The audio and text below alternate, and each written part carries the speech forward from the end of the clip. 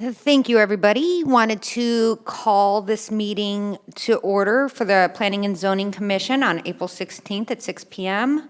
Do we have a quorum? Yes, ma'am, we do. Wonderful. I have had a request to turn over to Ryan for a second to do an introduction so we knew what was going on. Yes, thank you very much, Madam Chair. I just want to take a moment to introduce our new senior planner, Catherine Linares, over here. She's been here with us for a couple of weeks now, and we're very excited to have her.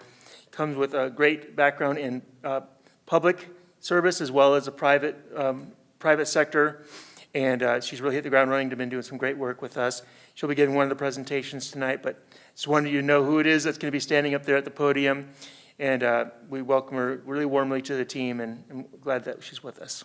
That's all. Thank you. And what's the next item on the agenda? Item 2, public comment. I do not have any public comment forms at this time, so we can move on to item 3, consent agenda. Great. Does anybody want to make a motion? I'd like to make a motion that we approve the consent agenda. I'll second. I have a motion and a second. If there is any discussion, anybody? Okay, let's go ahead and vote.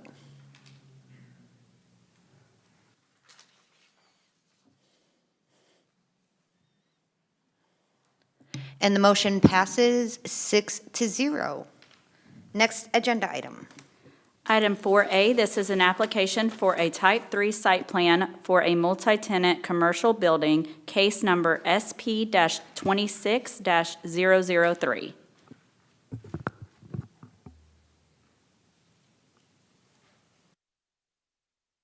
Good evening, Commissioners. Again, as Ryan introduced me, I am Catherine Linares, your newest senior planner. I'm looking very forward to serving the community of faith and working alongside you all as we look through development proposals. So to get us started, this project, we have titled it Fate 66 Retail Center, project ID SP26003. So this site actually might be very familiar to you, as you all probably drove by it to get here this evening. It is located in the northeast corner of Highway 67 and CD Boren Pkwy. So basically catty corner to City Hall, as seen in the image that I've provided. This specific to be established lot is Lot 2, and that is what is highlighted in blue. It is currently vacant. It is 1.722 acres with a zoning of Wood Creek PD commercial. As I said, it is vacant currently, and this is the current conditions. And as I said, you probably saw this on your way in. So the lot lines are what are in dash. So again, it is that middle lot, and then the building is highlighted in blue. So the proposed development on this site is to be a multi-tenant commercial building. And in the PD that it is in, section 4.E states that development in commercial districts shall be subject to prior site plan submittal and approval by the Planning and Zoning Commission and City Council, which is why this proposal is in front of you for your recommendation tonight. So as you all may be familiar with, there are 7 criteria items that should be met in order for site plans to be approved. Y'all are familiar with this, so I'm not going to try to bore y'all too much, but we're going to go through them very quickly just for consistency's sake. This proposal is consistent with the design standards of Wood Creek PD and the UDO Article 5. And then also there are wastewater and water utilities available to the site. This particular site will require some additional tech stock coordination, as there is to be a construction of a right decel/right turn lane, but the site as it is right now, or the proposed site plan as it is right now, does meet and is in the process with tech stock coordination. There are no impacts or conflicts or subject to interlocal agreements because it is right, obviously, within or more or less in the heart of the city of Fate. The decision-making body is allowed to put some conditions, which we do have a few this evening, which we'll go over in a later slide. This site plan does not need any written agreement, as the site plan itself is the written agreement. And then the last item is that it is applicable is if it complies with and is consistent with the comprehensive plan and any other policy documents, which in this case it is, because its designation in the future land use plan is supportive commercial. No fiscal analysis was conducted, as this is not a discretionary item. And then staff does recommend approval with conditions. And those 3 conditions are as follows. Prior to the certificate of occupancy, a 6-foot masonry wall shall be constructed on the eastern side of the property in accordance with the UDO section 9.3.1.3.8. Prior to the issuance of a building permit, the fire lanes from State Highway 67 and CD Boren shall be constructed to meet fire code standards. And lastly, the approved site plans shall still be subject to adjustment based on civil plan reviews. That concludes my presentation. I'm here if you have any questions or concerns. Sorry, I forgot this was me. Anybody have any questions? Is the applicant here for a presentation or no? Yes. Would you guys like to hear the applicant's presentation before we discuss anything? Perfect. The floor is yours. I don't have a presentation. That's okay. But I'm here to answer any questions. My name is Michael Doggett with Animus Civil Engineering, 1610 Maple Leaf Drive in Wiley, Texas. I've really enjoyed working with staff on this project. We look forward to bringing this project into the community, and I'll be happy to answer any questions you have. But I am a civil engineer, so I know limited information. I know some of y'all were asking me, quizzing me earlier, but I can help you answer some of those questions. Does anybody have any questions for the applicants? You just asked me all the hard questions before. I do have a question Go for for you. it. With these staff recommended conditions, are you guys all good with those? Yes, we're okay with it. We actually read those before the meeting, and we're okay with those, yes. And I have 2 questions. They're not kind of specific to the project, but I'm not sure it's a question for the applicant. It might be a question for Catherine there. So my first question is, the masonry wall is part of the conditions. Will it only span the length of the lot that's currently being developed? We're building the whole length. Yeah, because they are the actual developers of the entire property, it will go from that lot 1 down to lot 3. So, Okay. I don't have. So Against Wood Creek basically, Bay. right here, this corner, all the way down to CD Boren. Okay. And then my second question is, on either side of that, since you are, here, are those all designated the same zoning? They are, yes. Okay. Those are my only- This entire corner and even this, like the opposite side are commercial. Okay, Yes. perfect. Those were my only questions, and they were just random questions, so. Anybody else? I have a little bit of follow-up. I guess like they're only developing one lot at this time. I guess, is there any, I was thinking of like outside circumstances where perhaps it's not the same developer by the time they get developed, and like them not agreeing with the masonry wall, and you kind of end up with a weird situation there, Ryan. How do we, or Catherine, how do we handle that? I'm just curious if it's not the same, like if it ends up not being the same developer at the time. So at the moment, Ryan will actually be presenting another case, which is this Lot 1. So these 2 almost simultaneously will be developed at the same time. That being said, this lot right here doesn't have any proposals at the moment, but that masonry wall would be the responsibility of whoever owns that lot, whether it be this developer or if it gets sold off. So there would be someone to contact for maintenance, if that is the question. To supplement that, the masonry wall is a requirement of the PD, so it doesn't matter if somebody agrees to it or not, it's a requirement. Okay, that was my question. Thanks, Ryan. I was going to speak up too, because we're the other case, and we're the developer of the other case. So And if you- we've sir- already had that discussion, and we're on board with the wall. Sir, if you'd like to state your name for the record, no, just go to, if you can state your name and address for the record, please. Stephen McDaniel, Lineage Legacy Partners. What will be the other zoning case, or the planning case? Yeah, thank you. I think Ryan, I've known Ryan long enough, he understood, I think, what I was asking. I just And wanted that, to yeah, you're okay. I was more asking to make sure that there was continuity in the requirements. Thank you. I appreciate you guys. Thank you. I had a question about, do you have any proposed tenants currently? Do you have an idea of what's going to be coming into that space? Yeah, I thought she was going to ask me that question. Yes, actually. So our brokers actually told us Barco's Pizza, they do have a dentist that they're still working on, a family dentist. They have a nail salon group, and then they've got some inquiries for Pilates and other restaurants, but they want to see dirt moving first before they commit to us. So, Understood. Thank you for that. And this question's for staff. You know, this is my first meeting, so being new, I want to get an understanding of some of the items before me, so I may ask some stupid questions, so patience, please.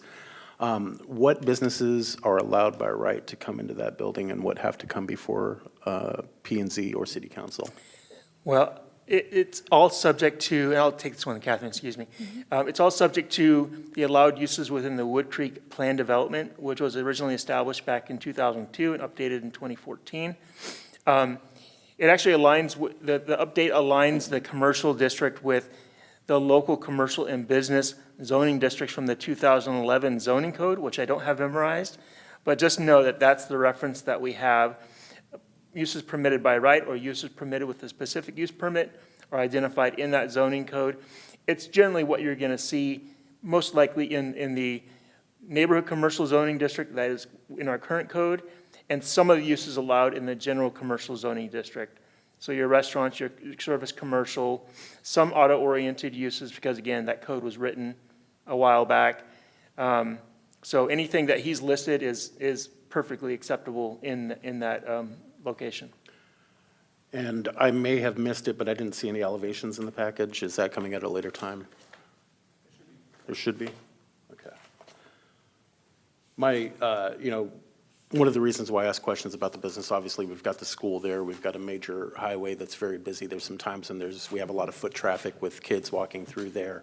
Do we have any concerns, maybe this question's for staff, do we have any concerns about traffic impact, or types of business that are coming in next to a school?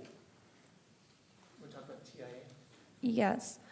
So a TIA is currently being was done, right? Yeah, correct. I was like, I think I saw an email. Was done, which is also part of the reason why that right turn lane is going to be constructed. So this is north, this is CD Boren, this is Highway 67. I'm 66, sorry, I live by 67.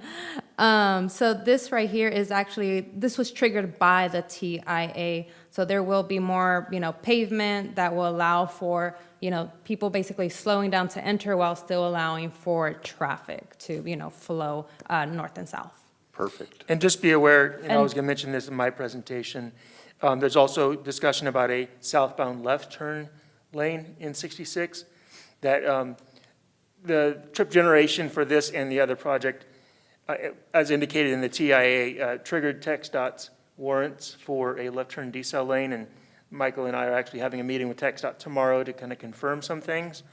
So mitigations for traffic are certainly going to be part of this site. Awesome. I think the last question that I have, and this would be a question that I would have for this one and for the other item that we're going to hear, is on 66 and on CD Boren.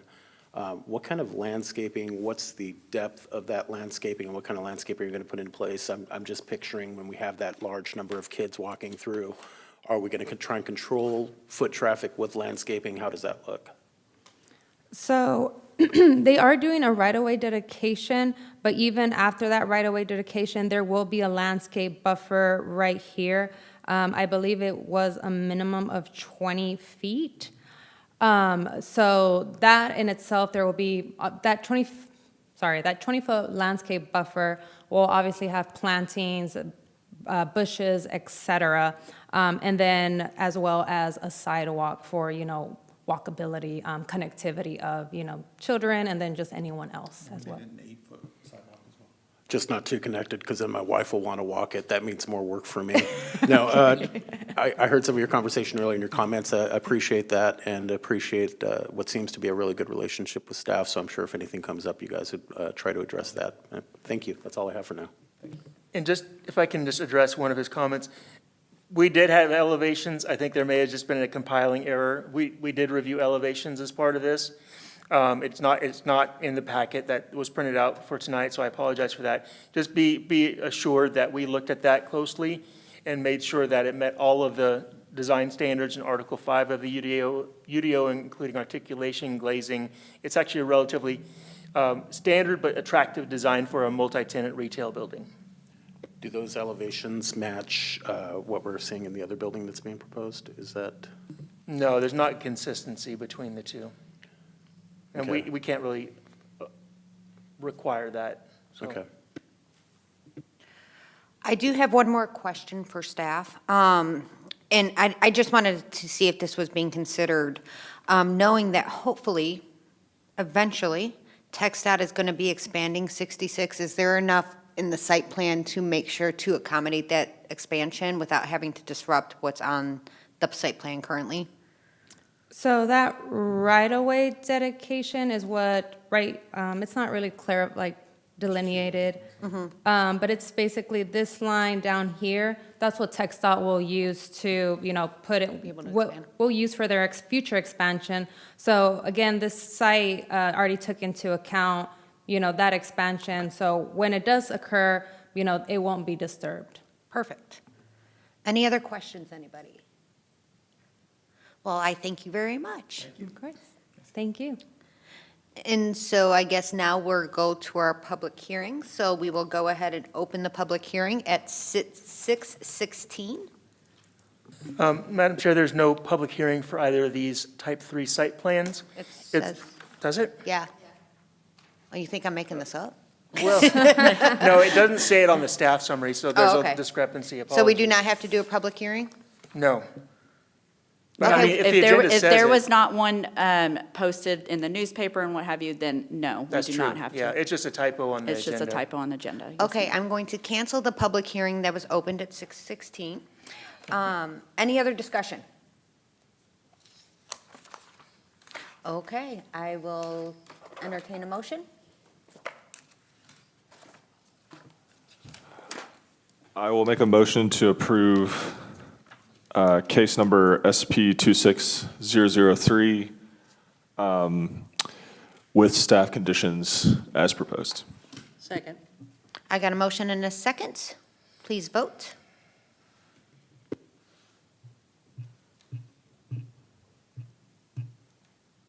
And the motion has passed 6-0 unanimously, with one not here. So let's move on.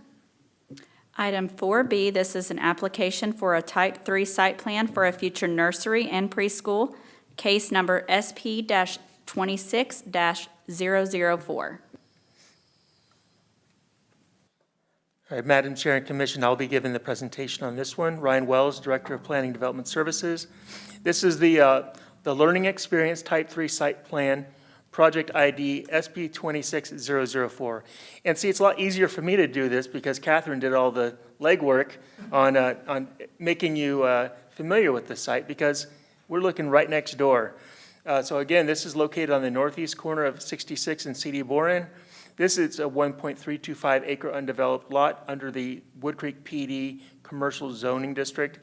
I will remind you that actually as part of the consent agenda, the final plat for this specific property was just approved by you. So it isn't effected yet because they haven't recorded it, but essentially these lot lines are established with the final plat that you just approved as part of the consent agenda.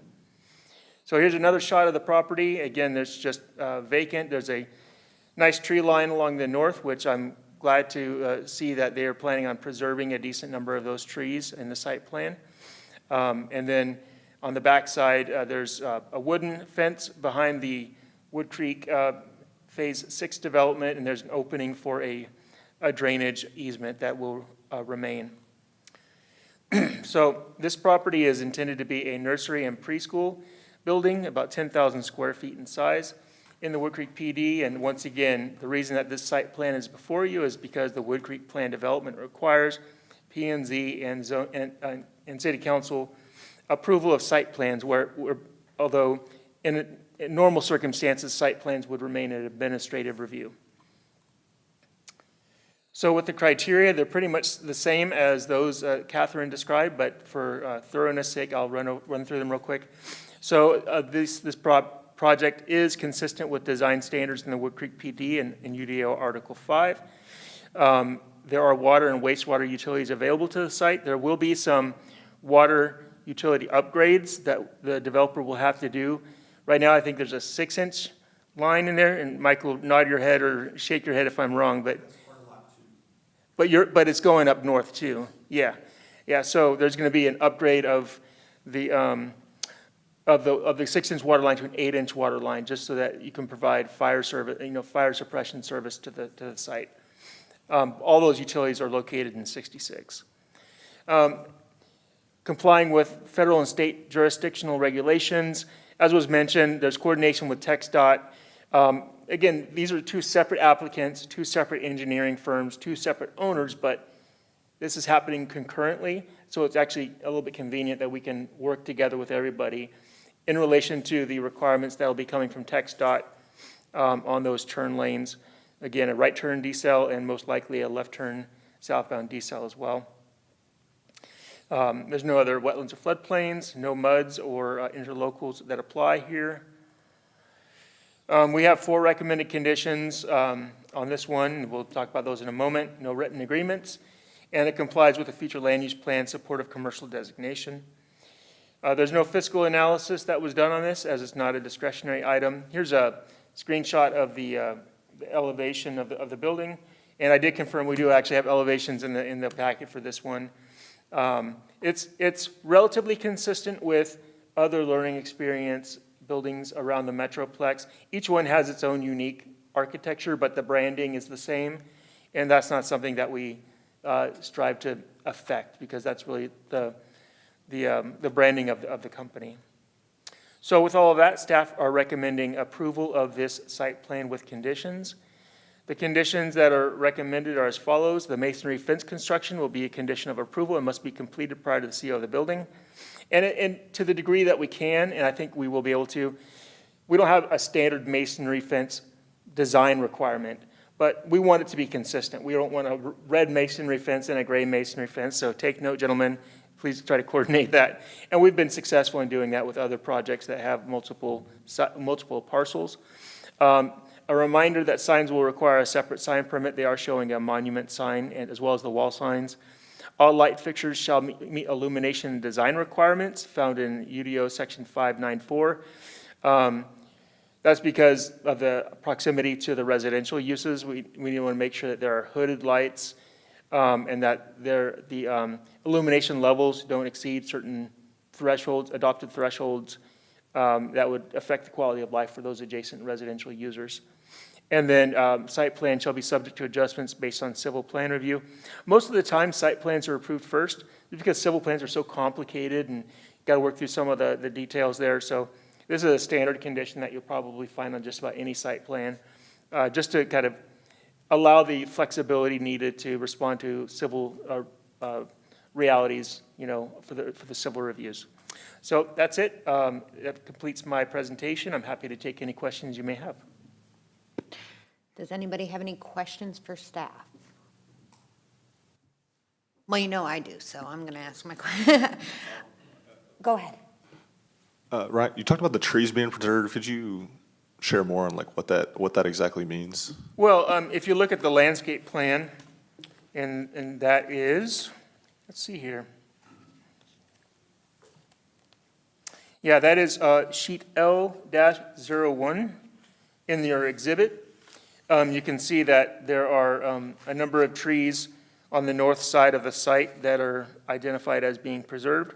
So, that's basically it. They're not just going to mow down all the trees. They're going to keep a nice buffer between the learning experience site and the neighbor to the north. Okay, got it. Thank you. Is there any way you can bring up the picture again of the site plan? Sure. Not just for me who doesn't have my computer with me, but yeah. Is that good? Yes, this is perfect. Now, I didn't think about this until you showed a picture. So we'll have a masonry wall, and then we also know that there's a wooden fence. What is going to be the distance between that, and who would be responsible for taking care of the landscaping that's between the masonry wall and the wood fence?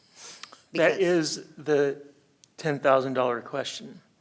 Now, the Wood Creek PD requires a masonry wall between commercial and residential uses. And so we have been enforcing that in our site plan reviews. It's happened before and it almost always happens that the residential comes in first. And if we are more proactive, we can have the residential just, basically build up to a masonry wall that might be being built at the same time. A little bit of a tangent, like where the 7-Eleven is over on Ben Payne, they're building that phase of Wood Creek, and they're also building those commercial uses really, in close proximity time-wise. So they can actually just use the masonry wall as the back fence for some of those homes. In this case, this phase of Wood Creek's been around for years and years, and this commercial is finally just coming together. So essentially, it's just wall to wall. There is a maintenance easement. I think it said it was 5 feet maintenance easement. So presumably, the wall would be at the front end of that, and there would be some gap in between that most likely would just be sprayed for weed control. It's not optimal. We've talked to other cities that have this circumstance, and the same thing happens, basically. They just build the wall against the wall. In another circumstance, where the pros apartments are, they built the masonry wall, and a lot of those homeowners took down the back fence and extended their fence just a little bit to connect to that wall. And so you don't have that sort of situation. I think that would probably be an option available to those Wood Creek homeowners to get rid of that. But that's a long-winded answer that probably doesn't have a good solution there, but it is a constant challenge for us. Okay, well, I appreciate for the answer, non-answer, answer. My other question is on the site plan, which is why I see that there is a proposed playground area. And with the corner that this being, what kind of fencing requirements are they going to have? Because normally we see chain links when it comes to playgrounds and things like that, knowing that this is a pretty busy intersection. What requirements are going to be enforced for that? Or I'm assuming there's going to be a fence for the playground. I'm not sure, Yeah, I mean, they're going to have their own requirements for fencing for that. Okay. And I'd have to look through and see what the detail is on that. We don't generally allow chain link for commercial fencing. So it would be most likely like a tubular steel or wrought iron type of fence, which would provide enough protection. You can't get through that. If they wanted to get a variance, that might be a conversation to be had, but we've been pretty consistent in not allowing chain link for any commercial applications. So that would be what they need to do, and that would be permitted through the building permit process. Okay, perfect. I think that's all my questions, so. One of the questions I had pertains to your fence issue. Is there a way to poll the citizens that this is going to be backed up to and find out if they can all agree for consistency's sake? Well, Terry, we tried that before in another circumstance. Around Pump Station 3, when we were putting up the masonry wall, again, that's Wood Creek PD zoning over there, across the street from the 7-Eleven.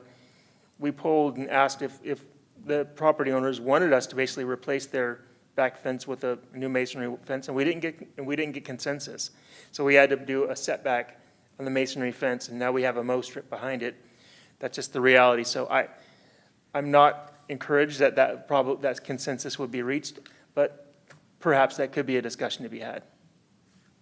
Sorry, it's going to be on the same issue. I think, to phrase it in a different way, is this a private contract issue that the city can help coordinate but can't really fully require in this instance? Is that what you're saying? That's right. Okay. We're not going to disrupt private property or compel the disruption of private property without the consent of those property owners. Okay, thank you. That's what I thought. Okay, thank you. On the expansion of the yards, I guess, if that was an option for the homeowners that are there, would that be a free option to them? Where that land then becomes theirs to maintain and include in their values? And would we be looking to adjust any property lines, for them to record? Right. Well, I think that discussion, if we went down that road, most likely we would have the discussion about where the fence would be located, the masonry wall would be located. If that were the approach we were going to take under hypothetical circumstance, I'm not committing anybody to anything right now, then the masonry fence would essentially just be put at the back end so that the fence is on the property line. I think right now, there'd need to be at least some room between those two so that there could at least be some maintenance of that dead space. And again, this is an issue that we have faced all the time. There's another project down on the south side of I-30 where they actually left I want to say like a five or so foot gap between the wooden fence behind the homes and the masonry fence that they built for their commercial use, so they could get back there and maintain it. They actually put gravel down, they spray it and all that stuff. But that was their option, that was the approach that they wanted to take. So I think it's just a matter of, as long as it's maintainable, it's really, to some degree, up to the discretion of the property owner, the commercial property owner, to build it where they can take care of it. And there is an easement on the plat to ensure that that will take place. So it's just, I have another question here. It's just private, essentially it's private contract rights that the city Yes. can help coordinate, but that's really all the city can do outside Yeah. of making sure that it falls within other requirements of the UDO. Yeah, we don't Yeah. have a codified regulation of two adjacent parallel fences must be X feet apart. Maybe something to consider, but it's not there right now, so we're not going to make something up. That's not our job, but I had a follow-up. Around the fencing thing, do you have any more, is there any proof of the fencing in the packet or anything? Because if not, I might want to propose, just a condition. I know, you and Autumn talked about, I think it's probably there, but I just want to make sure that it is there. We wouldn't necessarily have a requirement that they give us a detail of the fence, because that is, again, it's part of the building permit package. But let me see here. They do have a fence on the site plan on sheet C5. Trying to see where the label is here.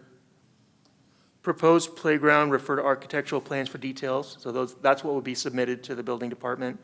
But it does show a fence that connects to the the northwest corner of the building, and then goes around all the way around the back, and then down to near the southern side of the building, connects there. Let me see. You see it?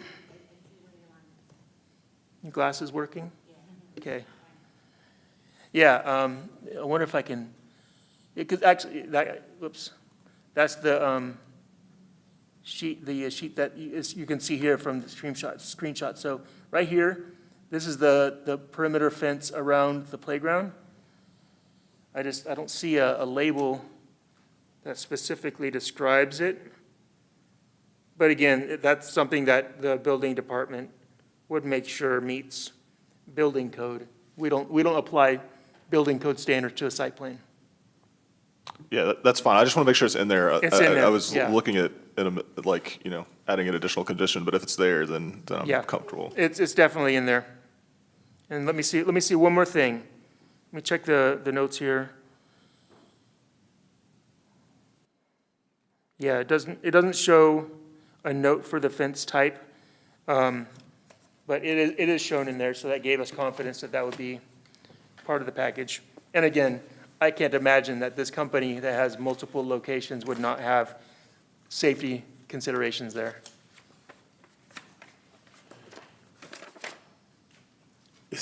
Is the applicant here? Can we ask the applicant questions, or do we need to wait for the next phase? Okay, okay. Does anybody have any questions? I have one, and would it not be good practice just to notify those homeowners and give them an option?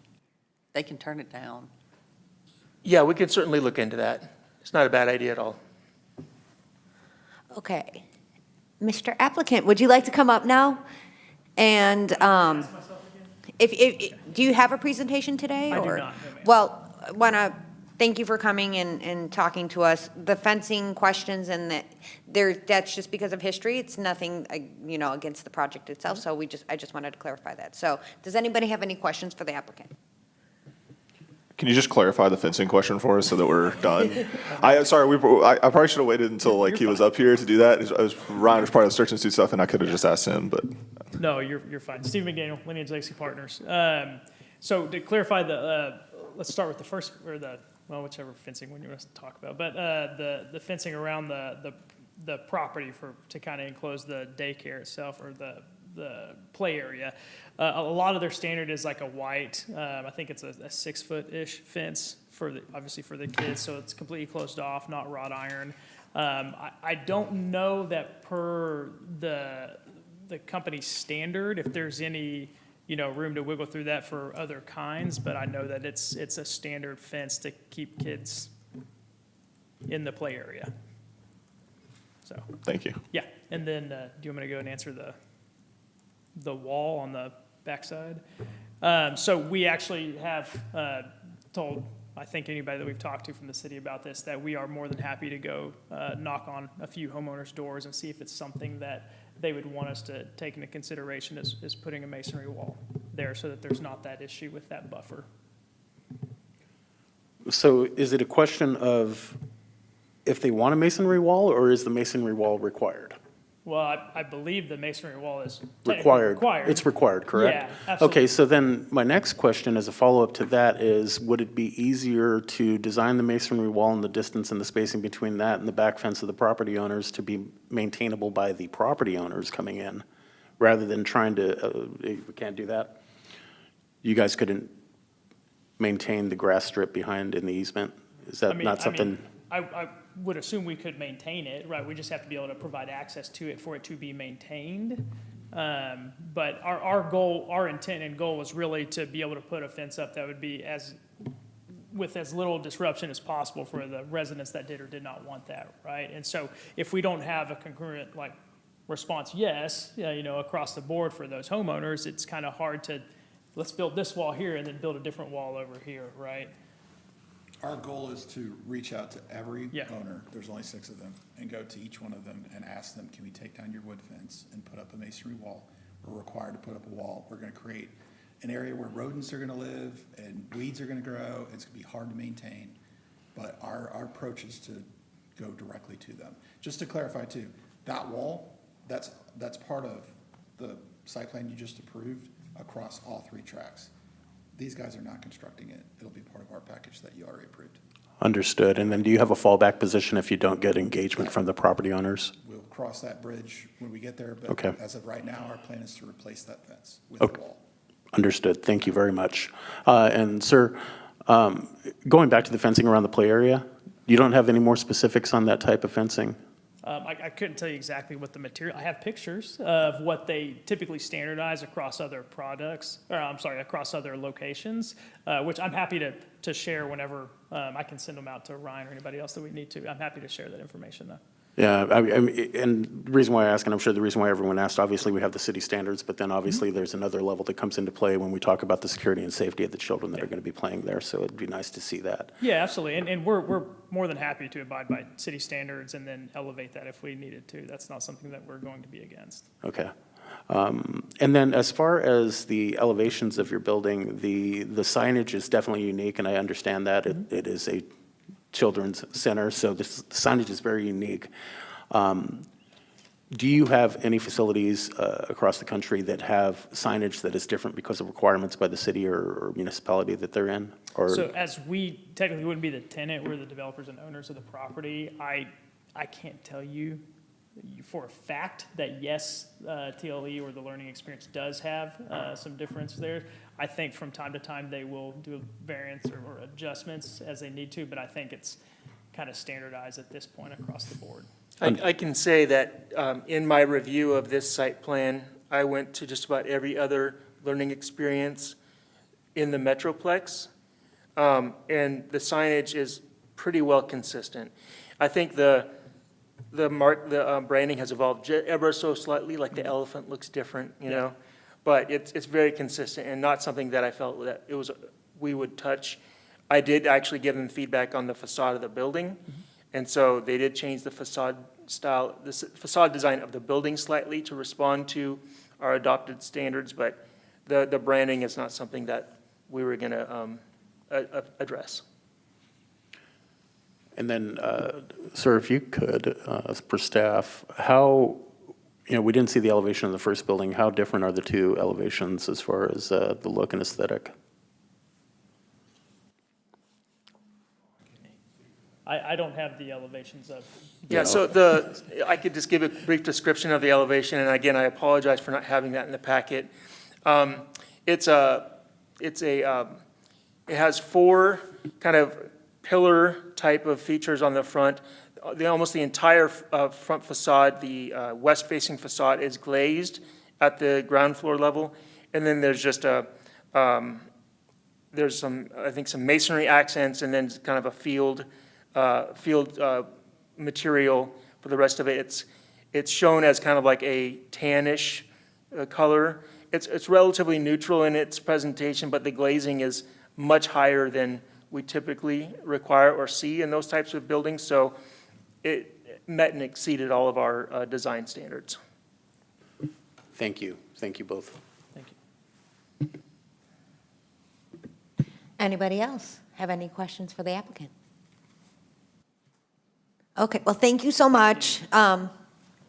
We don't have to do a public hearing for this one, so is there any additional discussion, or I'll take a motion? Motion we approve SP 26004 with staff conditions. Do I have a second? I'll second. Let's vote.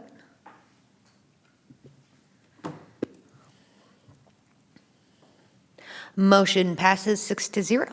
And let's move on to the next item. Item 5, Director of Planning and Development Services report announcements pertaining to city activities, upcoming events, future legislative activities, and other matters related thereto. We don't really have anything to share tonight, so we'll go ahead and move on to the next item. Item 6, adjournment. I would like to make a motion to adjourn. Second. I have a motion and a second. Let's vote. Motion passes unanimously, and we are out. And I didn't forget to close the meeting.